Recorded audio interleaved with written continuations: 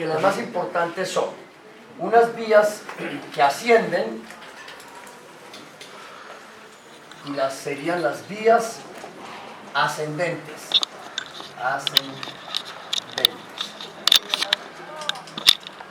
Y tenemos una principal vía descendente, que vamos a colocar aquí aparte.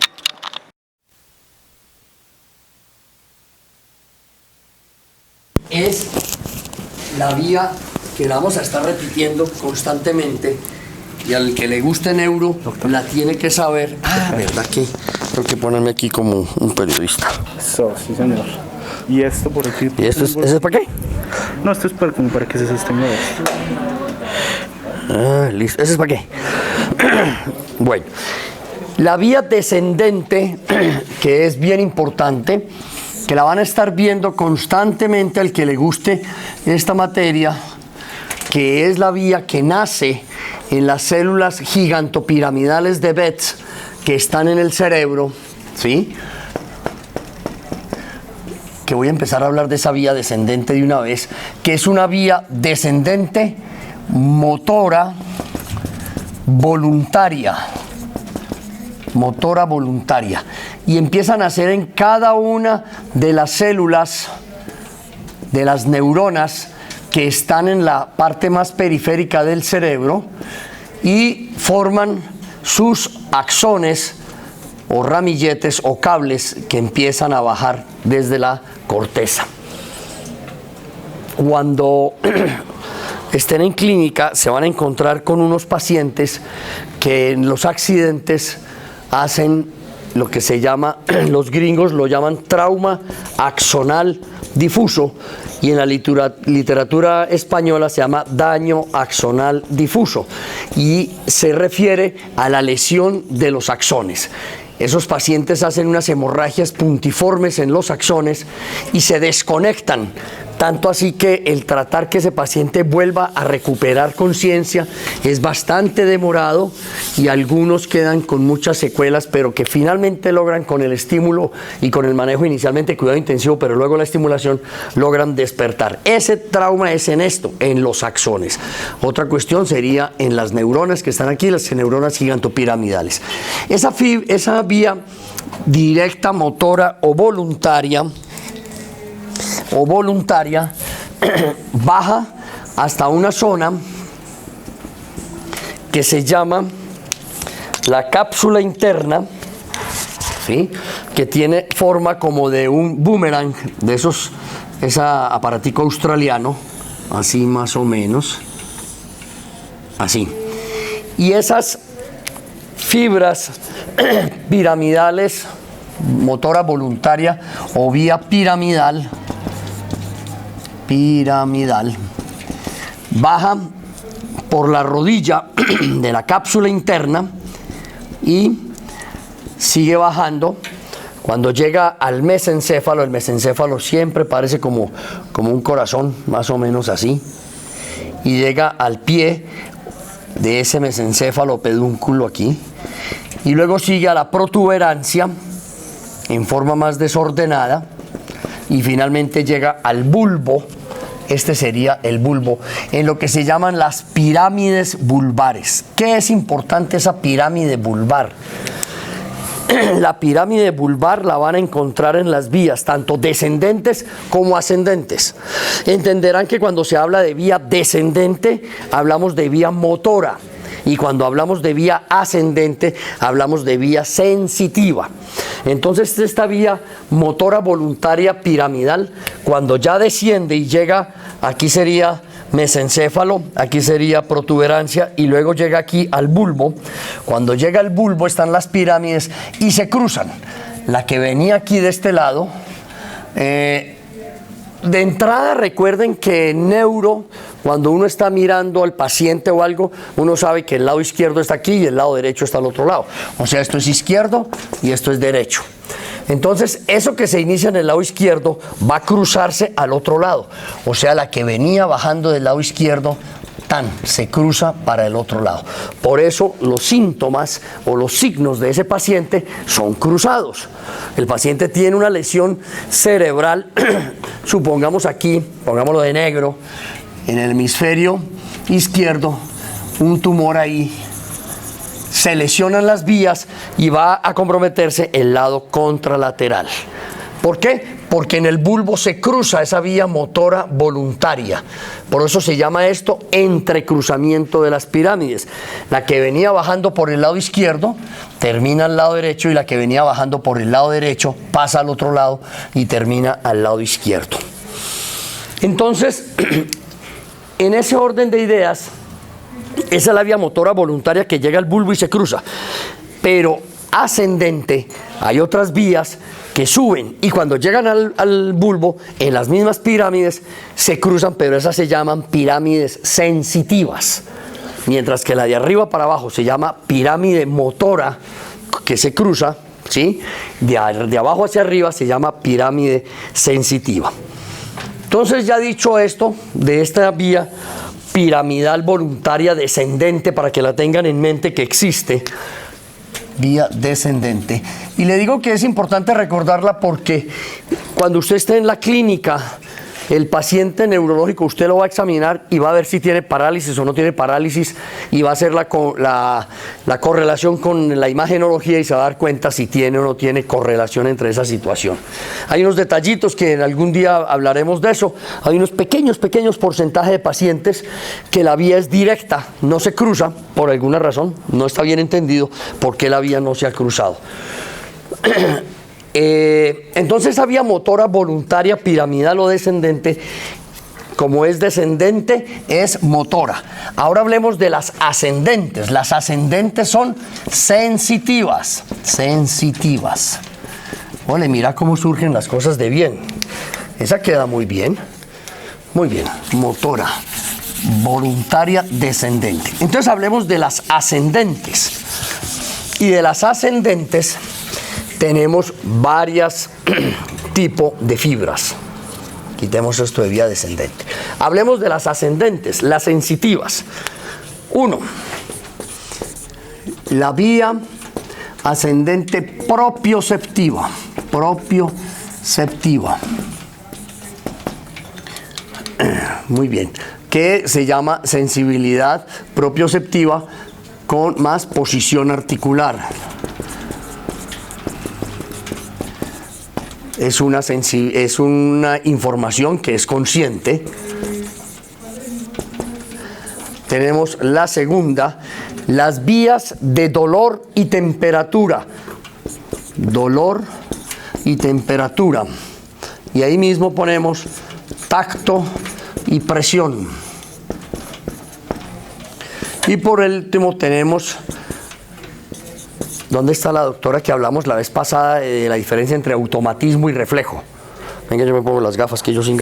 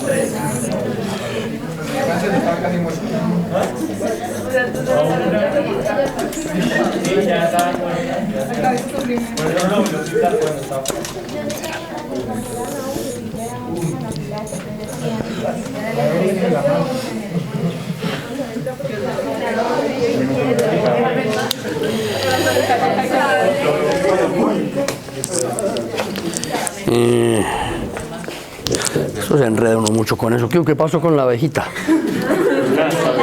¿Las? Pero es mejor que no las molesten. El hematoma empieza a comprimir y empieza a producir, que ya lo vamos a ver en otros seminarios, lo que se llaman herniaciones cerebrales, que hablábamos la vez pasada, que ustedes pasaron por gastro, ¿cómo se llama? Por gastroenterología, y hablaban de las herniaciones que se presentan, por ejemplo, la hernia inguinal y cosas de esas. Lo mismo en el cerebro, se presentan las herniaciones y compromete el tercer par. Cuando empieza a comprometerse el tercer par, las fibras parasimpáticas van periféricas y las fibras simpáticas van profundas. Entonces, al haber una compresión por un hematoma, por un edema o algo, comprime las fibras parasimpáticas y quedan liberadas las simpáticas del nervio. Esto es toda una estructura del tercer par. Y al comprimir las fibras parasimpáticas, quedan liberadas las simpáticas y el paciente dilata la pupila. Esa es la diferencia en cuanto a la compresión. No sé si les quedó claro lo del tercer par. Doctor, no es que se active en sí el simpático, solamente está comprimido. ¿Cómo? No te entendí. La activación del simpático es por la compresión del nervio. No entendí. ¿Qué? ¿Qué? Las pupilas se dilatan por la compresión del nervio, entonces activa el simpático es por compresión. No, por liberación del simpático. O sea, cuando usted tiene, por ejemplo, aquí, supongamos que este sea el cerebro, ¿cierto? Y aquí tiene usted un hematoma. Y el hematoma está comprimiendo el cerebro y se trata de herniar hacia el tallo cerebral. Este es el tallo. Y aquí está el tercer par de un lado.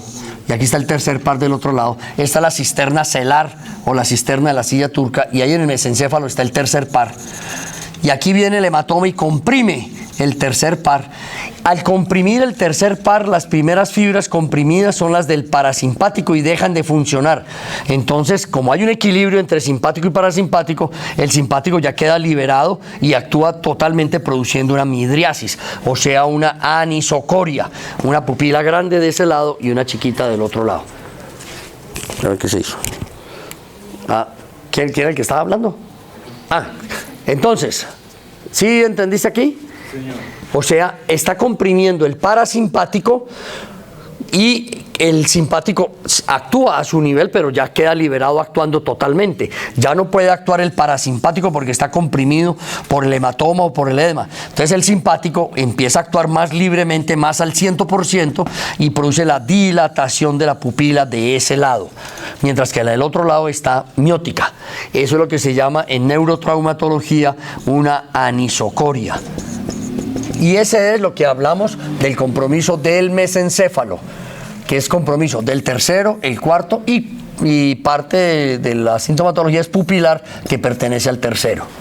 Entonces, ¿dónde se dilata la pupila? ¿Es el lado que se dilata es el lado donde está el hematoma?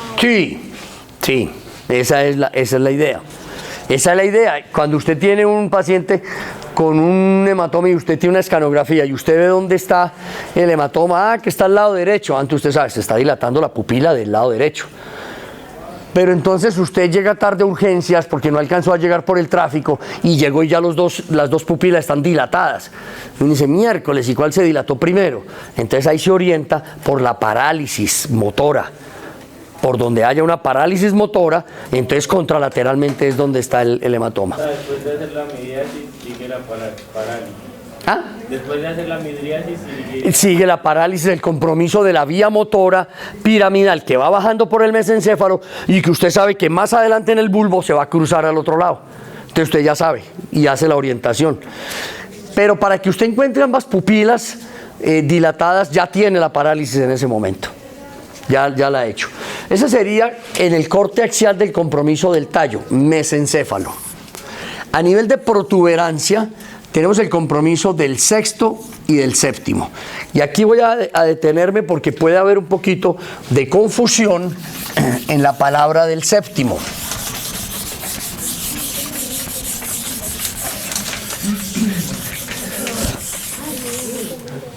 Cuando usted tiene compromiso del sexto,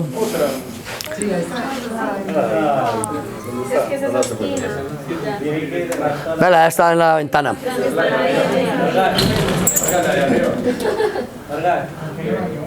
cierre todas las ventanas.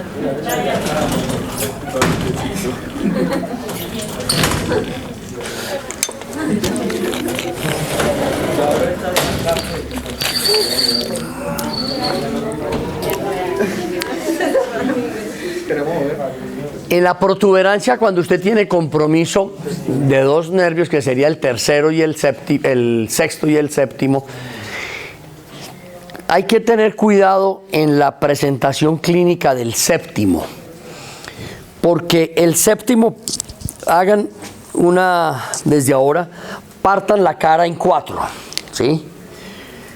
Cuando la parálisis es completa de un solo lado, de todo en la hemicara, es más una parálisis facial periférica que generalmente se produce aquí en la parte posterior de la oreja, en el agujero estilo mastoideo, por un proceso inflamatorio, por un proceso viral.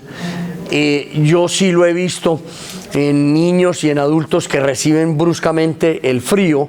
Cuando un niño llega, por ejemplo, de jugar y se mete al congelador y saca un helado, ese frío brusco puede producir una parálisis facial a frígore por el frío. Lo vi en una paciente que estudiaba en la universidad y salía a las 10:30, 11 de la noche de clase y se iba en su motico, y ese frío de la noche le generó una parálisis facial a frígore. Generalmente es por inflamación del nervio séptimo a nivel periférico acá. Entonces se le paraliza toda la cara y es lo que se llama la parálisis de Bell. Pero resulta que si es solamente el cuarta parte, la mitad inferior de una hemicara, esa sería una parálisis facial central, o sea, supranuclear, o sea, arriba en la corteza, supranuclear, por encima de estos núcleos, supranuclear. Pero hay un caso donde está toda la parálisis facial de ese mismo lado, y no es aquí periférica, sino en el tallo, y es cuando se compromete al mismo tiempo el séptimo y el sexto. Entonces usted está examinando el paciente y si tiene compromiso de toda la cara, pero tiene compromiso del sexto al mismo tiempo, usted dice, eso es tallo cerebral, porque el sexto está comprometido. ¿Y cómo va a encontrar el paciente? El sexto es el que permite que el ojo se vaya para afuera, ¿cierto? En este caso de mi ojo izquierdo, se vaya y mire hacia allá. Como está lesionado el sexto, el tercero le gana y se lo lleva hacia adentro, hacia la mitad. Hace una endotropia. Al revés, cuando está comprometido el tercero, hace una exotropia. O sea, si el tercero está comprometido, no puede irse a la línea media, entonces el sexto, ¡pum!, se lo lleva para afuera. Pero si el sexto está comprometido, no puede mandar el ojo para afuera, y entonces el tercero se lo lleva para adentro. Entonces, si está comprometido el sexto y está comprometida toda la hemicara, eso es tallo cerebral, porque es que el séptimo en el tallo, aquí está el centro del sexto, y el del tallo le hace una rodillita, una rodilla clean, y ya, y en ese momento se compromete el séptimo y el sexto. Pero si no está comprometido el sexto, entonces pintemos aquí una cara, aquí los ojos más abiertico, así. ¿Sí? Entonces, le faltaban las orejas. Entonces tenemos, si está comprometida el cuarta parte de esta cuarta inferior, de la mitad de esa hemicara, eso es supranuclear arriba en la corteza. Pero si está comprometida toda la hemicara, eso es periférico, generalmente aquí, a nivel o puede ser no necesariamente por un virus ni por un cambio de temperatura, sino por un trauma. Los traumas que comprometen la roca del temporal lesionan el nervio y da una parálisis facial periférica. Pero en un paciente que usted vaya a examinar y tenga toda la cara y compromiso del sexto, eso ya es tallo cerebral, porque les acabo de contar que está el núcleo del sexto, y el séptimo le hace una rodillita, que es la rodilla del facial. Eso es simplemente cuando empiecen ustedes a verlo, se van acordando de esos correlaciones. Y el bulbo raquídeo o médula oblonga tiene compromiso básicamente del 12, del vago y del glosofaríngeo. Cuando ustedes van a examinar esos pacientes, van a tener alteración del lenguaje y alteración del tragado, de la deglución del lenguaje por la articulación de la palabra y de la deglución o el tragado. Esos pacientes ustedes lo van a examinar y ustedes le piden que saque la lengua, y la lengua tiene unos músculos protrusores que actúan hacia la línea media, así, ¡shum! Entonces, si este lado del nervio, este lado hipogloso, está lesionado, este músculo no funciona, entonces el otro lado se lo lleva. O sea, se va la lengua hacia el lado lesionado. Usted saca la lengua así en este sentido, tras, un músculo y otro músculo y actúan. Pero si este está funcionando mal, pues este llega y se lo lleva para allá. Ese sería el compromiso del hipogloso, además de alteración del lenguaje y de la deglución. Sí, doctorcita. Doctor, ¿será que usted puede volver a explicar? Es que a mí no me quedó muy claro. O sea, si es de la hemicara y pues el ojo hace o sea, se mueve hacia adentro, es del tallo, ¿sí? Pero, Del séptimo y del sexto. Sí. Bueno, entonces, si es la hemicara inferior la que está comprometida, eso es supranuclear, de corteza. Pero si es toda la hemicara, el cuarto inferior aquí, ¿cierto? Pero si es toda la cara, uno dice tiene una parálisis facial periférica, ¿cierto? Pero resulta que si es periférica, generalmente es del nervio ya periférico cuando ha salido del cerebro, del cráneo, como por ejemplo los traumas aquí en la mastoides, los compromisos virales del nervio aquí por un virus, muchas veces estados virales. Yo no sé, por ahí llegó un reporte de unas parálisis faciales relacionadas con el virus del COVID. Entonces hacen parálisis facial periférica. Pero si esa parálisis facial periférica se acompaña del sexto, del compromiso del sexto, no es de origen periférico, sino en el tallo cerebral. Porque el tallo le hace una rodilla al sexto par. Entonces ahí quedan comprometidos los dos. Y en ese caso, la lesión en la hemicara sería la misma del ojo. La misma del ojo. Sí, que la lesión que produjo lo del ojo produjo la del facial, claro. Muy seguramente un evento isquémico. Muy seguramente un evento isquémico. Cuando se compromete el abducen y el facial, se hace una parálisis de toda la cara. Después de este lado, digamos, por un lado. ¿Cuándo se compromete qué? El sexto y el séptimo en el puente de toda la cara. De toda la cara, de mi cara, sí. Pero si es compromiso cortical arriba, supranuclear, arriba en el cerebro, es del cuarto, de la cuarta parte. Y usted va a ver solamente que voltea la cara, es solamente el lado que está funcionando.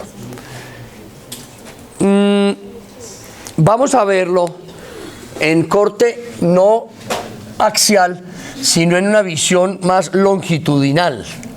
Vamos a ver si soy capaz de hacer un dibujito. Está muy chiquito.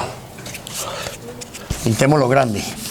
Cuando van a estudiar estas vías, no solamente pónganse a leer, sino cojan una hojita y hagan el diagrama, el dibujito, porque les va mejor.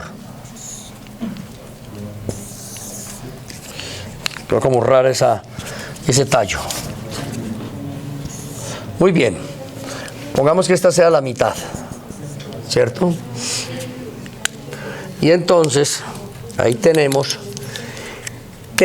haciendo una especie de separación mental, ¿cierto?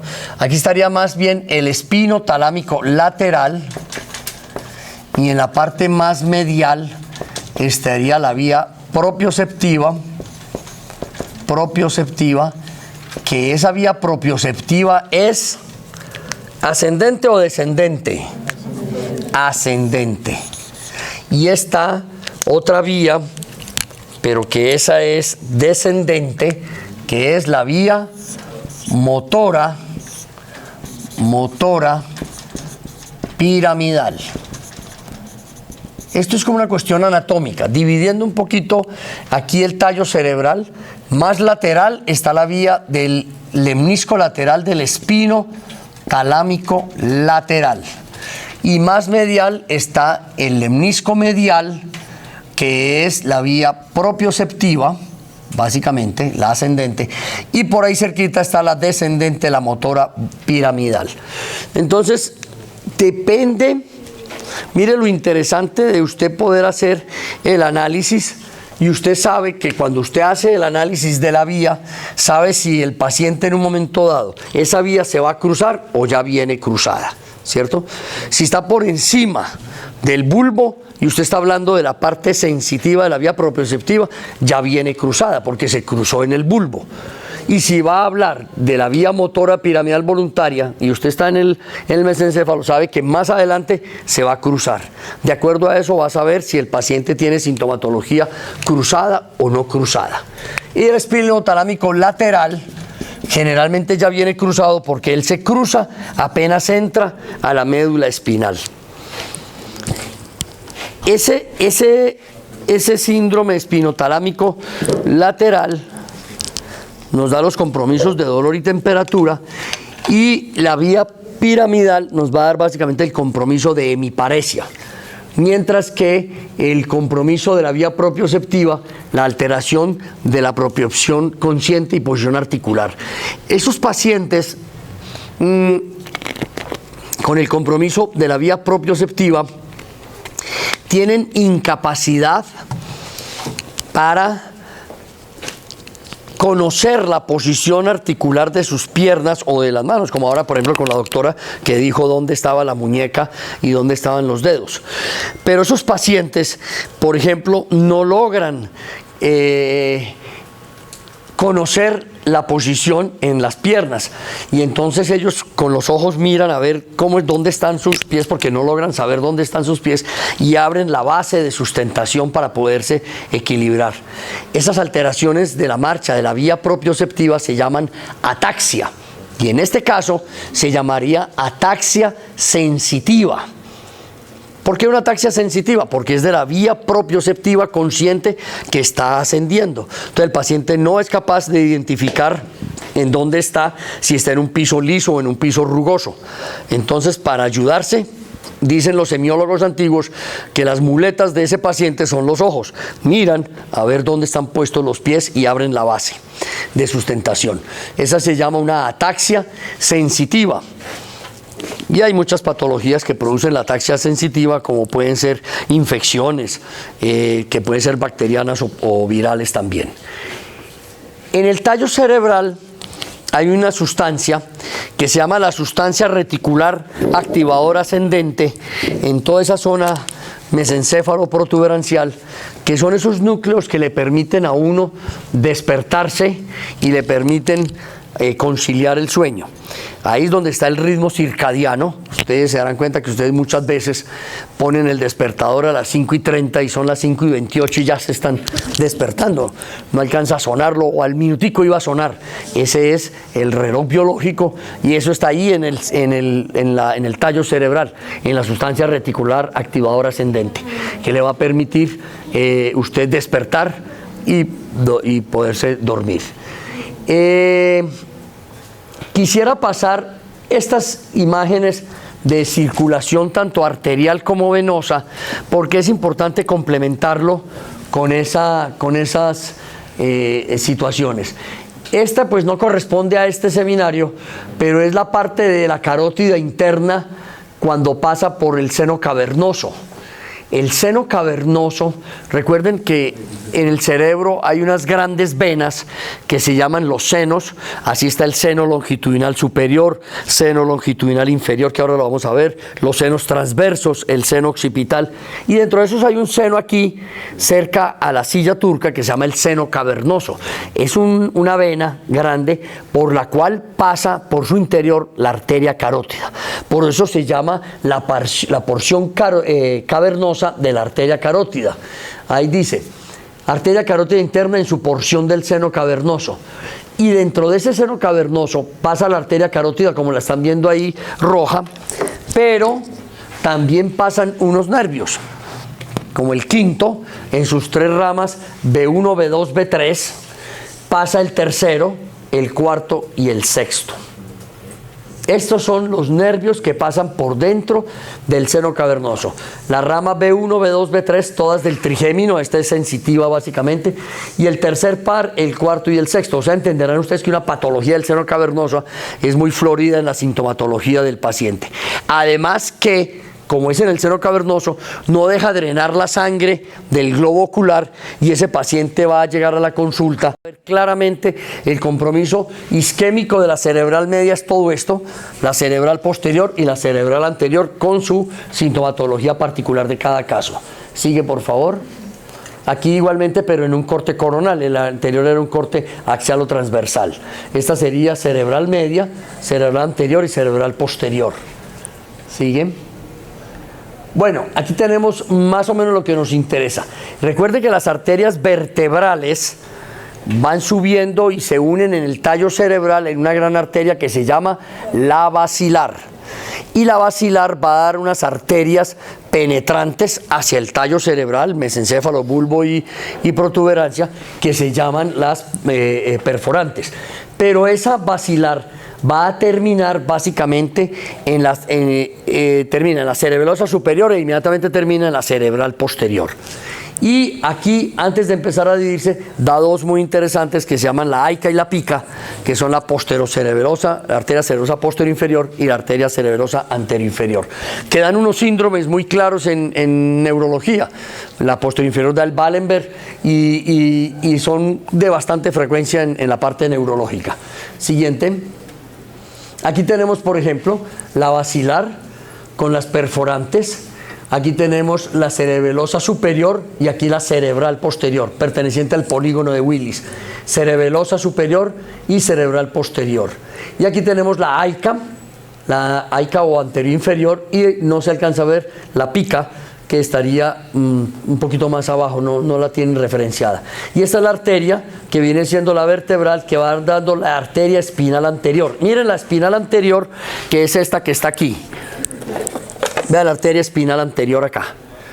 La anterior es una sola en la mitad, mientras que en la posterior, no, le voy a pintar con un rojo en estos días. Da dos espinales posteriores y una espinal anterior. Ahí se ve. Esa espinal anterior es la que tenemos aquí, arteria espinal anterior. Y por detrás, pues las dos espinales posteriores. Siguiente.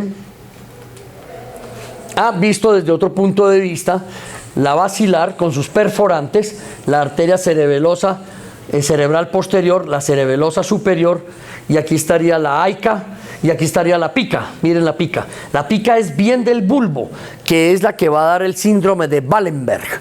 El síndrome de Wallenberg, que lo van a encontrar cuando ustedes estén en neurología. Wallenberg.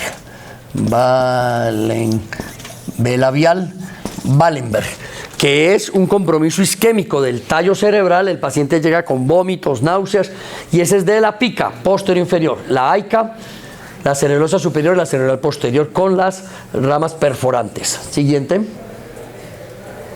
Aquí un poco más, un foco más cercano. Mire la arteria vertebral del lado izquierdo, y allá hay arterias meningias, la PICA y la AICA.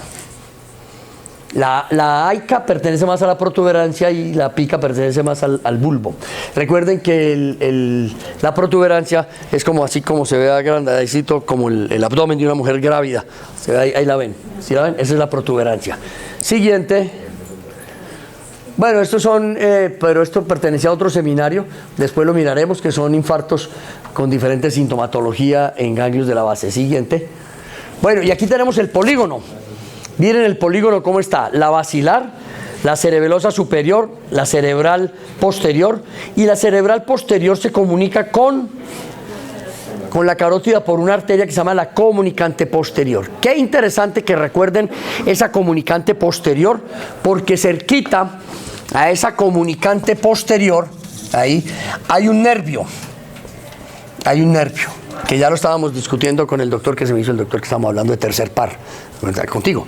Hay un nervio que es el tercer par, y cuando la arteria comunicante posterior por lesiones vasculares genera un aneurisma, ese aneurisma compromete y presiona el tercer par.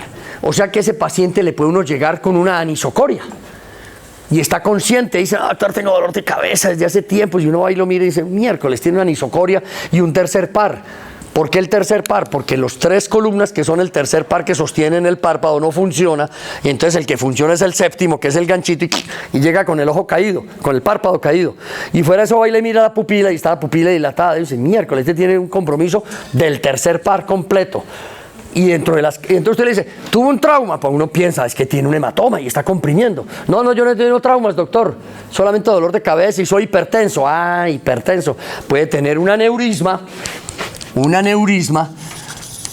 de la comunicante posterior y está comprimiendo el tercer par, el tercer par, y está dando esa sintomatología. Esos hay que correrles. Ustedes saben que un aneurisma roto es fatal en neurocirugía. Entonces, mire que la clínica le ayuda a usted a ubicarse rápidamente en las cosas. Claro que la historia clínica es muy importante, porque si usted ve que el paciente, usted va a urgencias y dice, no, es que tuvo un accidente en la moto hace una hora, y usted va y lo mira y tiene una pupila dilatada y dice, no, pues tiene un hematoma y está comprimiendo el tercer par.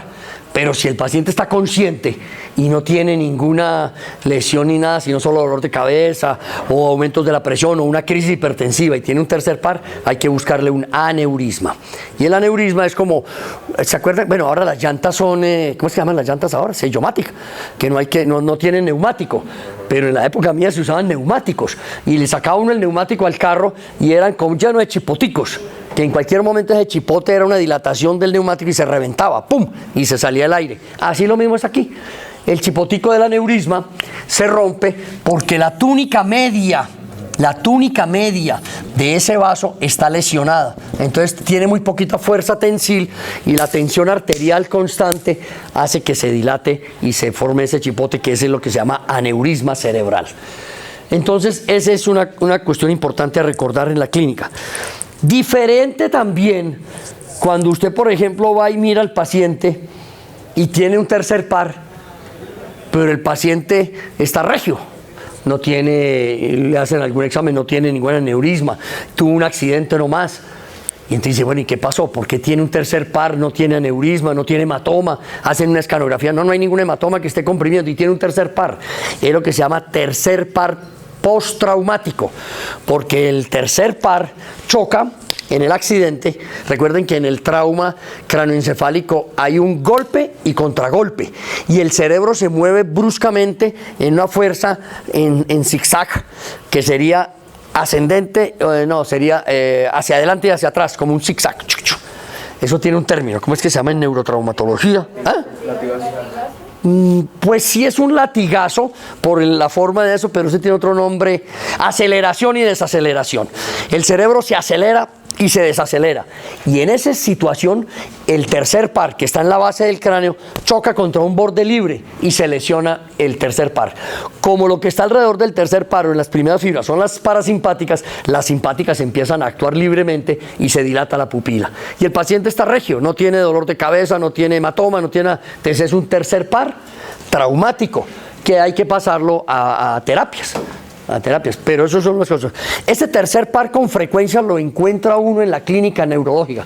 Por eso es importante cuando ustedes quieran profundizar en el tercer par, porque se relaciona con hematomas por accidentes de trauma, porque se relaciona con aneurismas o porque no tiene ninguna relación con esas cosas. Muy bien. Estábamos viendo esta cosa, ¿no? Nos derivamos aquí en la comunicante posterior. Aquí está la carótida interna, la cerebral media, la cerebral anterior, y que se une por otra arteria. Esta es la comunicante posterior, pues esta es la comunicante anterior que une las dos arterias cerebrales anteriores. Muy bien, siguiente. Esta ya es la parte venosa. Resulta que así como hay una parte arterial, tiene que haber una parte venosa, y les comentaba ahora que había unos senos donde ya sale la sangre de salida hacia las yugulares, y está el gran seno que va arriba, que es el seno sagital superior, y hay uno más bajito, seno sagital inferior, que se unen en el seno recto. Y se unen, antes del seno recto, aquí está muy grosso modo, pero está primero las venas cerebrales internas, la vena de Galeno, y finalmente llega al seno recto. El seno recto se une con el seno sagital superior, ¿sí? Y se une aquí al seno transverso, aquí, en una zona, haga de cuenta una avenida que llega a una rotonda, ¿cierto? Ustedes han visto que hay varias avenidas que llegan a las rotondas o glorietas. ¿Por qué les llaman glorietas a las rotondas? David, usted investiga para la semana entrante. ¿Por qué se llaman las glorietas, las rotondas se llaman glorietas? ¿Aquí hay alguien Gloria? Gloria. ¿Por qué será entonces? ¿Será que es que las glorias son así gorditas? Entonces, esas rotondas, así es esta aquí, esta rotonda. Llega el seno sagital superior, el transverso, llega el occipital y llega el seno recto. Una gran confluencia de los senos o prensa de Herófilo, en honor al anatomista Herófilo de la antigua Grecia. Eso. Hace el lunes, que llegué a turno, entré a ver un paciente de urgencias, le pegaron un tiro el domingo. En la esquirla del tiro, yo le dije, usted tiene un ángel en el cielo, le quedó aquí, la esquirla.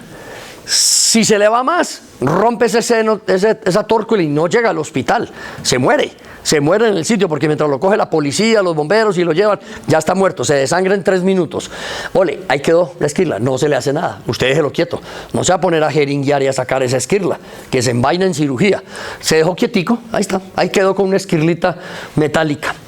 Entonces, después de esa tórcula, sigue bajando la gran vena, que ya sigue el seno sigmoide, porque parece una S, sigmoide, y llega a las yugulares, ¿sí? A la yugular interna. Esta es la yugular interna, y este es el seno sigmoide, seno occipital, seno transverso.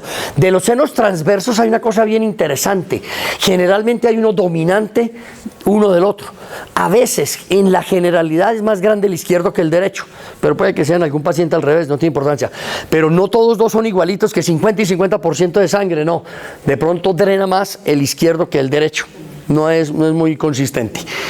Y en algunas ocasiones, cuando se presentaba la obstrucción de esos senos y no podía salir fácilmente la sangre, entonces se iba acumulando en proceso retrógrado y se generaba una sintomatología que llegaba a ser una hidrocefalia, una dilatación de los ventrículos por compromiso de los senos, porque recuerden que el líquido cefalorraquídeo se absorbe, se produce en los plejos coroideos, pero se absorbe en las vellosidades aracnoideas. Y si las vellosidades aracnoideas están medio obstruidas o el seno donde va a caer está obstruido, pues no puede salir fácilmente. Entonces se va acumulando hacia atrás hasta que forma una hidrocefalia. Y era lo que llamaban antiguamente hidrocéfalo otítico. Eso se dejó de usar. Muy bien. Esos son los senos venosos. Y todas estas son las venas que van a drenar a ellos, ¿cierto? Este es el seno coronario que está al ladito de la silla turca. Sigan. Aquí visto desde otro punto de vista. Mire qué interesante.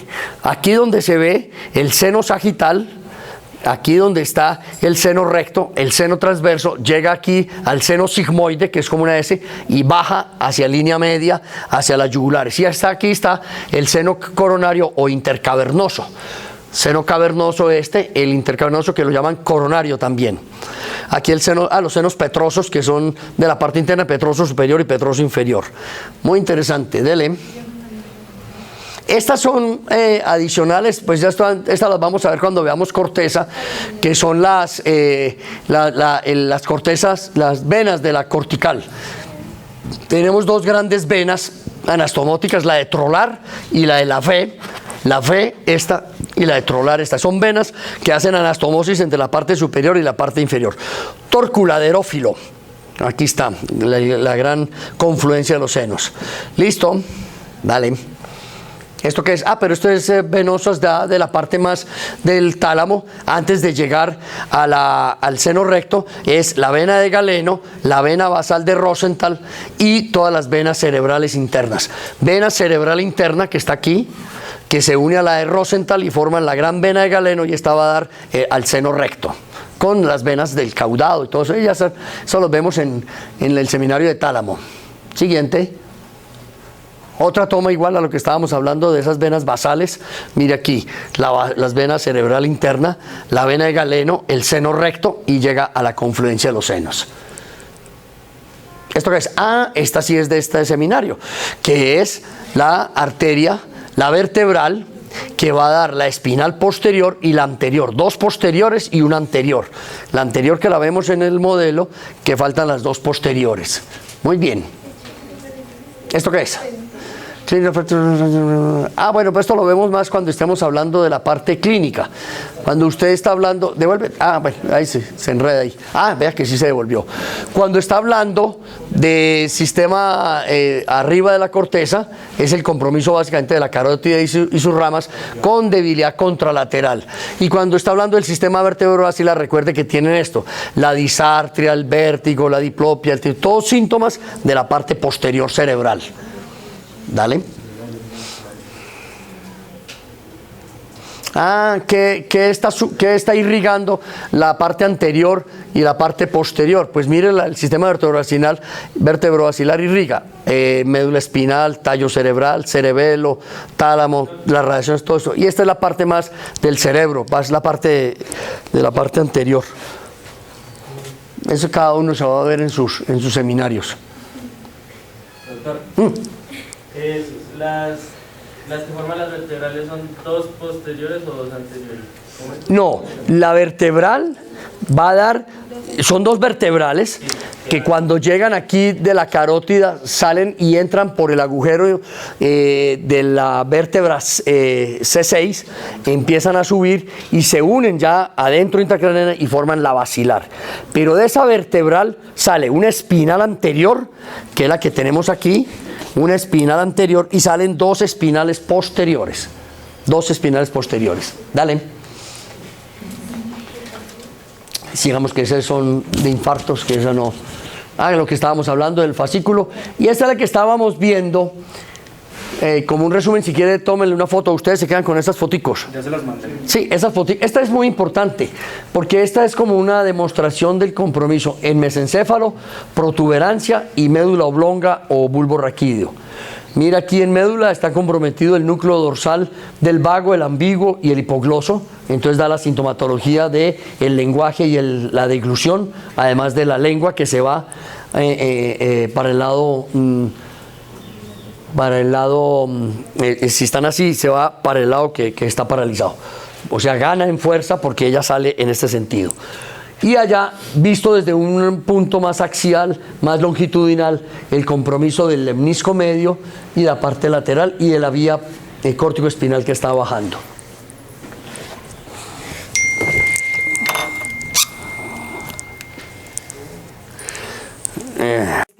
Mire lo que estábamos hablando del compromiso del facial. ¿Sí ven? En el puente hay compromiso del facial, pero hay compromiso del sexto, en el tallo cerebral. Cuando estemos por allá en clínica y tengamos pacientes del séptimo, haremos la diferencia. Si tenemos un paciente con un compromiso del séptimo par o una parálisis de Bell, que es periférica y es toda la hemicara comprometida, hay que examinarle el sexto. Porque si el sexto está libre, entonces sí es una facial periférica completa o parálisis de Bell. Pero si está comprometida toda la hemicara y tiene compromiso del sexto, eso ya no es periférico, sino es el séptimo en el tallo cerebral con compromiso del sexto par. Pero si es solamente aquí la mitad inferior y el compromiso contralateral, entonces eso ya es más bien cruzado, que podría ser tallo cerebral, por ejemplo, en el Millar-Gubler. En cambio, si es solamente la cuarta parte y del mismo lado, brazo y pierna, fascio brachiocrural, eso es compromiso de la corteza. Generalmente puede ser en la cápsula interna o arriba puede ser en la corteza cerebral. Cuando uno está hablando de tamaños, ole, estos cantantes sí, muy difícil con esta cosa, ¿no? Tienen que aprender uno a manejar eso. Cuando ustedes están hablando de tamaños de las lesiones, qué interesante es cuando ustedes hagan la correlación, porque si yo tengo aquí, por ejemplo, una corteza, aquí, ¿cierto? Y aquí tengo la cápsula interna. Y todas las fibras salen reunidas de la corteza y van a llegar a un solo cablecito y aquí ya salen para el mesencéfalo. Todas llegan reunidas aquí a la rodilla de la cápsula interna. Entonces, si usted tiene una lesión, ponle cuidado, si tú tienes una lesión de este tamaño de cuadradito y lo tiene, por decir algo, acá, y esa misma lesión la tiene aquí en la cápsula interna, o sea que hagamos el cuadradito y le quitamos un pedazo ahí que es el cuadrado, ahí. Imagínense la diferencia de sintomatología, mientras que este está localizada en la corteza y pudo haber comprometido solo una ramita, un nerviecito que va, por ejemplo, para el hombro o para la pierna porque está ahí en la parte muy alta. En cambio, esa misma lesión de ese mismo tamaño, de 1 por 1, ¿sí? 1 por 1, en la cápsula interna produce una hemiparesia completa ¿Por qué? Porque ya todas las fibras van reunidas en un solo cable. En cambio arriba están todas dispersas y es el origen del nervio, pues el origen del axón, y va a comprometer solo este pedacito nomás. Entonces la diferencia del mismo tamaño de la lesión depende de la localización. Si la localización de la lesión de 1 por 1 es en la cápsula interna, pues va a dar una mayor sintomatología en el paciente facio-brachiocrural que si es la misma lesión arriba en la corteza cerebral, que de pronto puede pasar desapercibida o solamente está comprometiendo un músculo, un trapecio o alguna cosa así. Muy bien, doctor Calle, siga. Es la última, doctor. Ah, ¿era la última? Ah, bueno, listo. Entonces,